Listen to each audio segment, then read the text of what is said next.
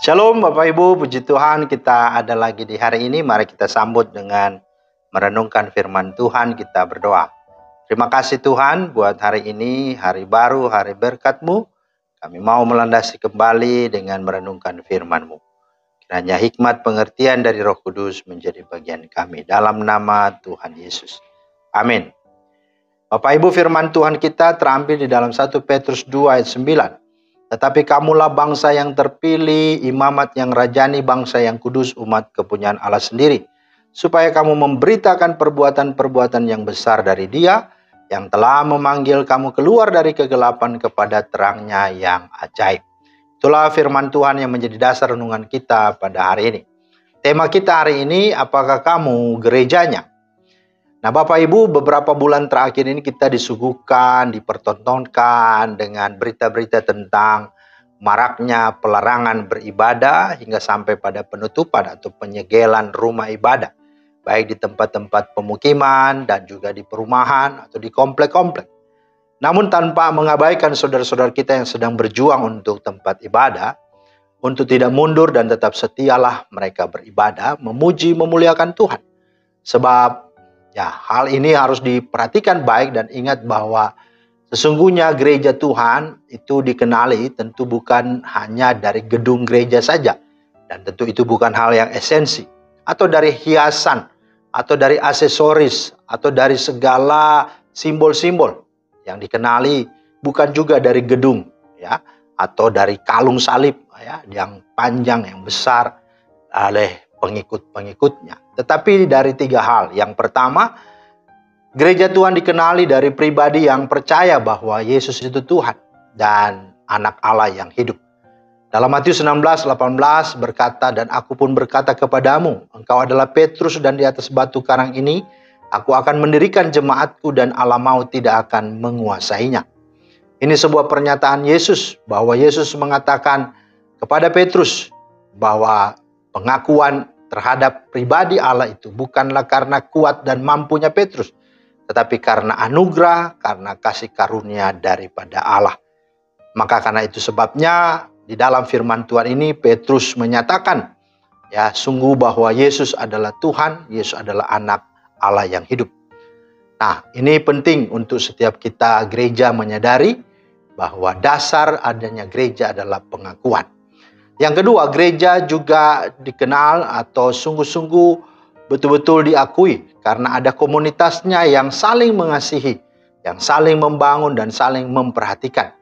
Dalam Yohanes 13 ayat 35 berkata, dengan demikian semua orang akan tahu bahwa kamu adalah murid-muridku, yaitu jikalau kamu saling mengasihi. Itu ciri atau itulah tanda dari gereja. Dan yang ketiga, disebutkan bahwa gereja Tuhan dikenali dari misinya. Ingat bahwa ketika murid-murid sebelum mereka pergi ke berbagai wilayah dan sebelum Yesus naik ke sorga, di sana pada waktu itu Yesus membawa satu keberadaan yang sangat-sangat penting untuk mereka bisa menyaksikan dia naik ke sorga. Tapi tidak hanya memandang dan melihat akan kuasa Allah itu, tetapi di saat itu mereka akan menerima amanat agung, mereka akan menerima mandat Allah yang sungguh luar biasa. Itulah dikenal dengan berita Injil. Dikatakan, pergilah dan jadikanlah segala bangsa muridku dan baptislah mereka dalam nama Bapa, Anak dan Roh Kudus, serta ajarkanlah mereka untuk melakukan apa yang telah aku perintahkan kepadamu. Nah, itulah sesungguhnya misi Allah. Jadi Bapak Ibu, ingat bahwa gereja ada karena misi, maka gereja juga ada untuk misi. Inilah tujuan Tuhan, mendirikan gerejanya, tidak ada yang lain. Karena itu mari sebagai gereja, kita melaksanakan misi amanat agung Allah ini. Inilah the ultimate goal dari gereja Tuhan. Maka seperti 1 Petrus 2 ayat 9 yang menjadi bacaan kita. Kitalah bangsa yang dipilihnya, kitalah imamat yang rajani, bangsa yang kudus, umat kepunyaan Allah. Supaya apa? Supaya kita memberitakan perbuatan-perbuatan yang besar dari Dia yang telah memanggil kita keluar dari kegelapan kepada terangnya yang ajaib.